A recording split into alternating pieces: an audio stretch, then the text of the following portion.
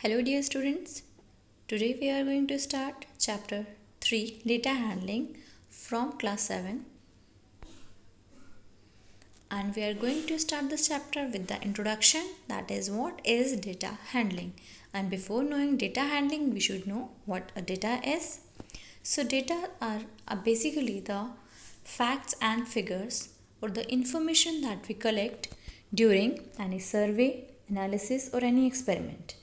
Meaning data वो information यानी जानकारी होती है जो हम किसी भी एक्सपेरिमेंट या फिर कोई एनालिसिस या कोई सर्वे करते हैं किसी भी जानकारी के लिए, तो जो भी इन्फॉर्मेशन कलेक्ट होती है उसे ही हम डेटा कहते हैं। और जो डेटा है ये रॉ फॉर्म में कलेक्ट होता है। इसी डेटा को जो रॉ फॉर्म में कलेक्ट हुआ है उसको कलेक्शन के बाद एक प्रॉपर वे में ऑर्गेनाइज करके ताकि हम एक सही से रिज़ल्ट निकाल सकते हैं, इसे ही कहा जाता है डेटा हैंडलिंग।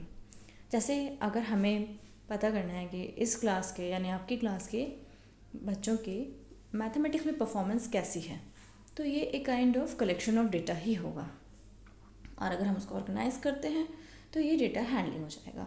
और जैसा आपने देखा भी है, like performance of each player of team India in World Cup. So here we have example of collection and organisation of data. जो सबसे बेसिक ऑर्गेनाइजेशन ऑफ डेटा जो आप अपनी प्रीवियस क्लास में पढ़ चुके हैं वो है tally marks, which we will explain by using an example. Here we have following numbers और we can see the marks of 40 students in one class.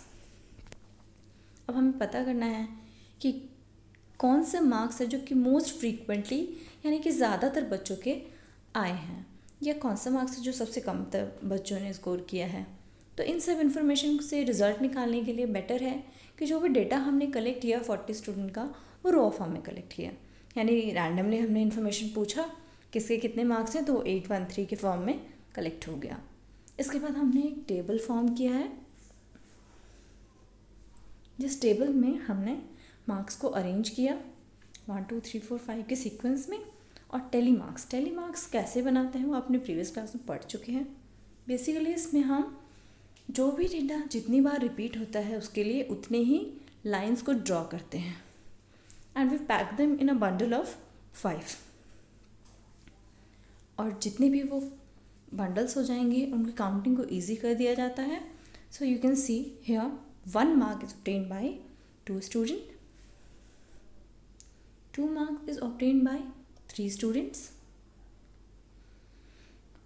3 marks is obtained by 3 students, 4 is obtained by 7 students and so on। तो इस तरीके से easy है हमारे लिए किसी भी चीज़ को जज करना कि कितने बच्चों ने क्या मार्क्स स्कोर किया है। इसी तरीके से हमारे पास बहुत सारे मेथड्स हैं collection and organisation of data के, जैसे कि tally marks, pictograph, bar graph, double bar graph, pie chart and so on. Pictograph भी आपने प्रीवियस क्लास में पढ़ा हुआ है, जिसमें कि हम पिक्टोरियल रिप्रेजेंटेशन के थ्रू डेटा को ऑर्गेनाइज करते हैं। पर पिक्टोरियल रिप्रेजेंटेशन में हम बहुत ज़्यादा बड़े डेटास को यूज़ नहीं कर सकते हैं, इसलिए हम उसकी जगह पे फिर बार ग्राफ को यूज़ करेंगे।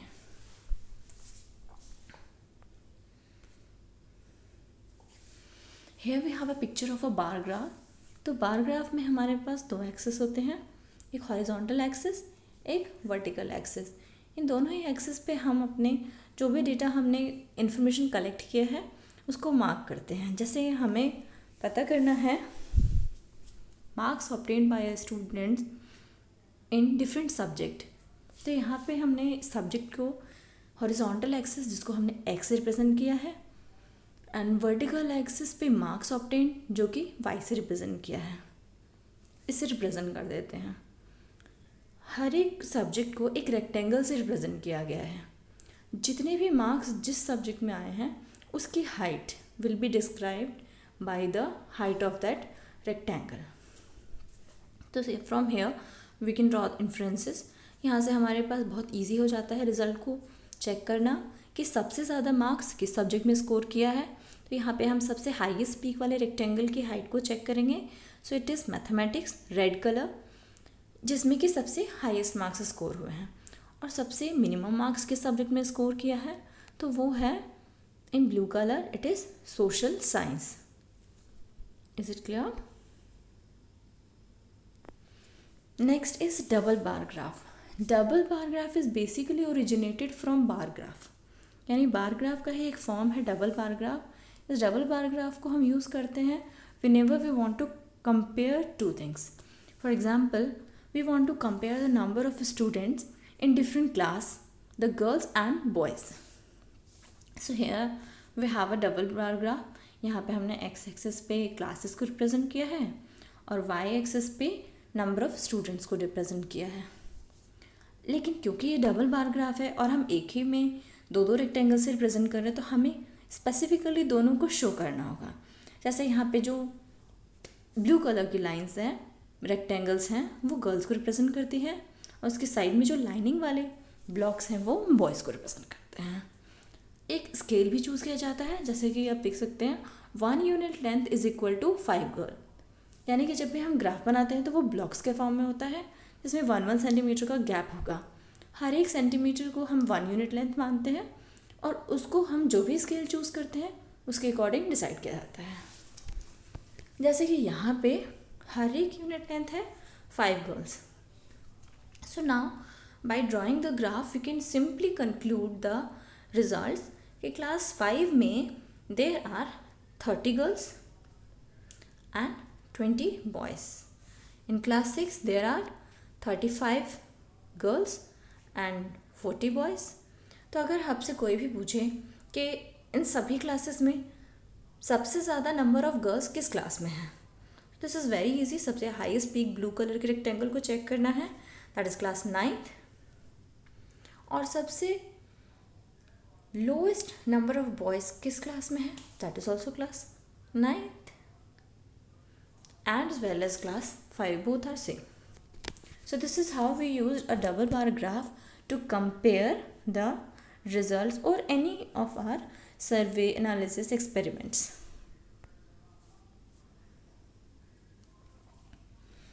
So friends, जब भी हम किसी डेटा को कलेक्ट करते हैं और उनको ऑर्गेनाइज करते हैं तो वहाँ पे हर एक डेटा के लिए हमारे पास कोई ना कोई एक सेंट्रल वैल्यू होती है जो कि हर डेटा के लिए अलग होगी. So different forms of data needs different forms of representative values और सेंट्रल वैल्यूज़. उसी को हम सेंट्रल वैल्यूज़ या फिर रिप्रेजेंटेटिव वैल्यूज़ कहते हैं, जो कि उसकी सेंट्रल टेंडेंसी यानी कि जो भी उसकी मिड वैल्यूज़ हैं उसको रिप्रेजेंट करता है. तो यहाँ पे हम 3 तरीके के सेंट्रल वैल्यूज़ को पढ़ेंगे, mean, median and mode. First one is arithmetic mean. The most common central value is arithmetic mean, जो कि आप अक्सर सुनते हैं, पढ़ते भी आए हैं. बहुत कॉमनली ये वर्ड यूज़ किया जाता है एवरेज. तो एवरेज का मतलब है क्या, यानी कि अगर अलग अलग स्लॉट्स में जो भी चीज़ गए हैं ओवरऑल वो कितना रहा होगा, दिस इज़ कॉल्ड एवरेज. तो अरिथमेटिक मीन का जो हमारे पास फॉर्मूला है which is very simple, sum of all observations divided by total number of observations. इसको बहुत अच्छे से समझने के लिए हम एक एग्जाम्पल को देखते हैं. आशीष studies for 4 hours, 5 hours and 3 hours respectively for 3 consecutive days. How many hours does he studies daily on an average? यानी कि हर दिन 4, 5 और 3 hours पढ़ रहे हैं अलग अलग दिनों में. तो हमें पता करना है कि ऑन एन एवरेज उसने कितनी पढ़ाई की है. Simple formula was sum of all observation. तो sum is obviously 4 + 5 + 3 divided by total number of observations. Means there were 3 observation. 3 दिन का डेटा था तो 3 observations. So it is 4 + 5 + 3 divided by 3. So it is 12/3. Answer will be 4 hours. So on an average or the arithmetic mean, he studies for 4 hours. There is a small topic in between all these. जब हम arithmetic mean की बात करते हैं तो यहाँ पे एक छोटा सा टॉपिक और इंट्रोड्यूस हो जाता है, range. Range basically is the difference between the highest observation and lowest observation. यानी कि हमने जो भी डेटा कलेक्ट किया है इसमें जो भी मैक्सिमम वैल्यू होगी और जो भी मिनिमम वैल्यू होगी, इन दोनों का जो डिफरेंस है उसे ही हम रेंज कहते हैं. जैसे इसको भी एक एग्जांपल से बेटर समझते हैं. The ages of teachers in school are 32, 41, 44, 54, 35, 28, 36, 58 and 37। तो इन सारे एजेस में जो मैक्सिमम एज है यानी कि जो सबसे हाईएस्ट एज है वो है 58, और जो इनमें सबसे मिनिमम एज है वो है 28 years. So to find the range we just have to find the highest and the lowest value and then subtract them. So simply 58 minus 28. So range will be 30 years. Next is mode. Mode क्या होता है? Mode refers to the observation in the data which has highest frequency. यानी mode जानने से पहले हमें ज़रूरी है कि हम फ्रीक्वेंसी क्या होता है ये पता कर लें. Frequency is the repetition of number, means the number of times any observation is repeated. यानी मैक्सिमम occurrence को ही हम मोड कहते हैं. यानी कोई भी चीज़ कितनी बार रिपीट हुई है उसको हम फ्रीक्वेंसी कहते हैं, और जो सबसे ज़्यादा बार रिपीट हुई हो वो उसका मोड हो जाता है. Let's see the example here. Find the mode of the given set of data, and the data is 1, 1, 2, 4, 3, 2, 1, 2, 2, 4. Mode निकालने के लिए बेटर होगा कि अगर हम इसको पहले असेंडिंग या डिसेंडिंग ऑर्डर में अरेंज कर दें ताकि सारी वैल्यूज़ अच्छे से सेपरेट होके कितने रिपीट हुए हैं वो क्लियर हो जाए. So first of all there are 2 1s and 4 2s, 1 3 and 2 4s. यानी 1 2 बार आया है, 2 4 टाइम्स आया है, 3 1 बार आया है और 4 2 बार आया है. तो बहुत क्लियर है यहाँ पे जो सबसे ज़्यादा बार रिपीट हो रहा है वो है 2. सो mode for this data is 2. Now the last one is median. Median एक सेंट्रल वैल्यू होती है. So median refers to the data which lies in the middle of the data when arranged in increasing or decreasing order. जैसे कि आप लोग अपने morning assembly में खड़े होते हैं हाइट वाइज, और हमें पता करना हो कि कौन सा बच्चा है जो कि बिल्कुल मिडिल में खड़ा है, तो वो उस पर्टिकुलर क्लास के लिए उस क्लास का मीडियन हो जाएगा. तो यहाँ पे अगर हम देखें इसके लिए, तो मीडियन एक ऐसी वैल्यू है जिसके आगे और उसके पीछे एग्जैक्ट सेम नंबर होता है. सेंटर में जो वैल्यू होगी वो मीडियन हो जाएगा. और बेहतर से एग्जाम्पल के थ्रू समझते हैं. Find the median of the data 24, 36, 46, 17, 18, 25 and 35. So before solving it, the basic rule, first arrange it in increasing order. Increasing order में अरेंज करने के बाद number will be like 17, 18, 24, 25, 35, 36 and 46. वैसे तो मीडियन निकालने का हमारे पास फॉर्मूला होता है, बट क्योंकि वो क्लास 7th में इंट्रोड्यूस नहीं किया गया है तो सिंपल है कि आपके पास इसको बहुत ज़्यादा टफ करने की ज़रूरत नहीं है. आप नंबर ऑफ़ डेटा चेक करिए. यहाँ पे हमारे पास टोटल 7 ऑब्जर्वेशंस हैं. टोटल 7 ऑब्जर्वेशन में 25 वो वैल्यू है जिसके पहले भी 3 वैल्यूज़ हैं और बाद में भी 3 वैल्यूज़ हैं. अगर हम इसको रूल के अकॉर्डिंग देखें तो अगर number of observation odd times होते हैं, यानी ऑड नंबर ऑफ टाइम, जैसे इसमें 7 है, तो मीडियन होगा n + 1/2th ऑब्जर्वेशन. मतलब n मीन्स कितने ऑब्जर्वेशन है यहाँ पे 7 + 1 8 / 2 4. That means 4th observation. First is 17, second is 18, third is 24 and fourth is 25. So it is clear that the median is 25 and there are 3 values before 25 and exactly 3 values after 25. So the median is 25. The last topic from this chapter is chance and probability.